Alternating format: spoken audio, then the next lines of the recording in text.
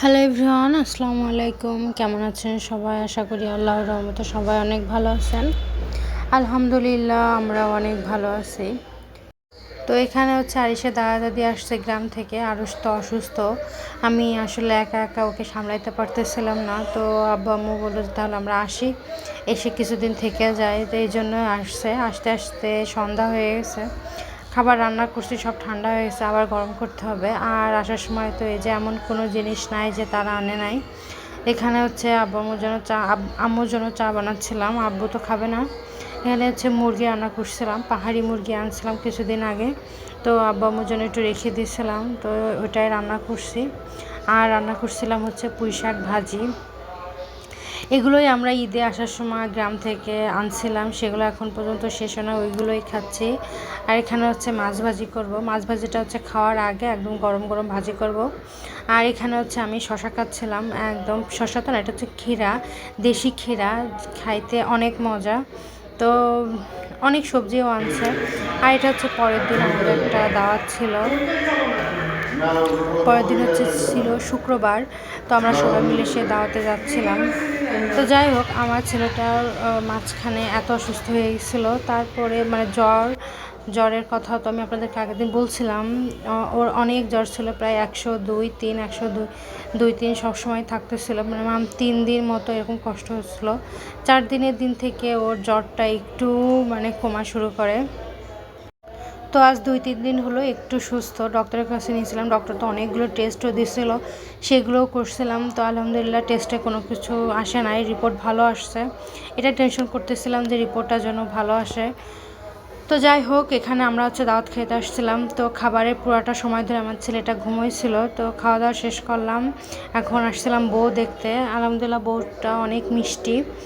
তো এখানে বউ দেখা শেষ, এখন আমরা বাসায় চলে যাব।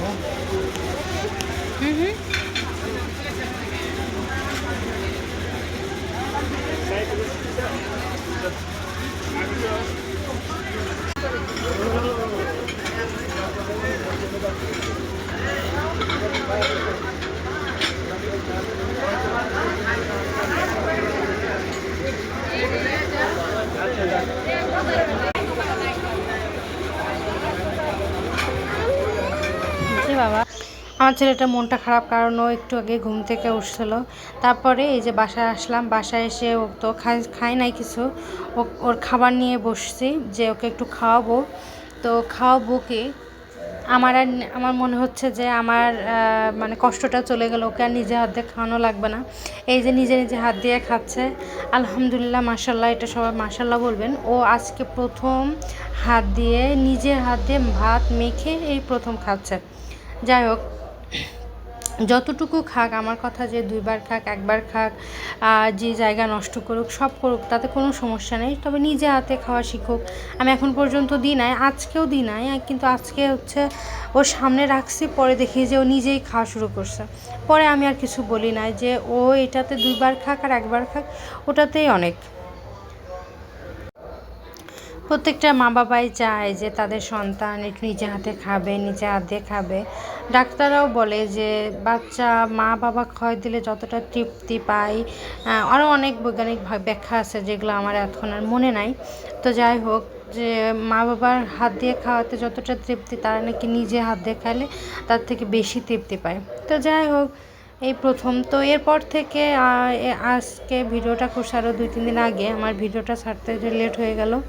তো এই তারপরে যে কয়টা দিন গেল, এই কয়টা দিনও ও প্রথমে যখন ওর সামনে ভাতটা দিই, তখন যে কোনো খাবার ও আগে নিজের থেকে একটু খাচ্ছে, তারপরে আমি ওকে খাওয়াচ্ছি। তো যাই হোক, এই একটু একটু করেই শিখে যাবে। ছেলেটা মাশাল্লাহ বড় হয়ে যাচ্ছে, এখন হাত দিয়ে খাওয়া শিখবে। এখন এই যে তোতা পাখির মতো কথা বলাও শুরু করছে।